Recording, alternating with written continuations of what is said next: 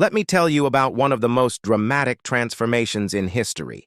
The story of how Saul, a feared persecutor of early Christians, became Paul, one of Christianity's most influential apostles.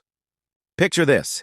It's around 35 AD, and there's this guy named Saul walking the streets of Jerusalem. He's not just any ordinary person.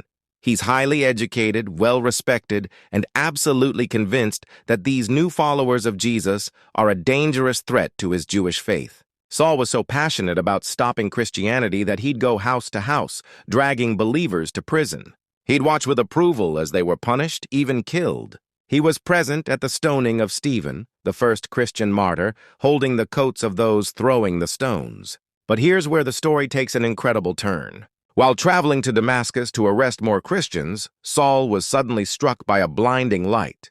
He fell to the ground and heard a voice. "Saul, Saul, why do you persecute me?" It was Jesus himself speaking to him. Can you imagine?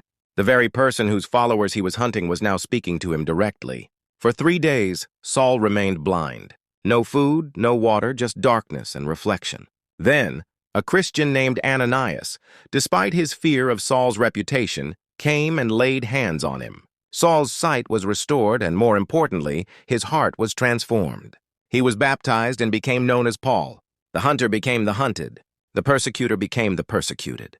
Paul went from trying to destroy Christianity to becoming its most passionate advocate, traveling thousands of miles to spread Jesus' message, writing much of the New Testament, and ultimately giving his life for the faith he once tried to destroy. You know what's fascinating? Sometimes the people we think are the least likely to change end up having the most remarkable transformations. Paul's story reminds us that no one is beyond the possibility of change.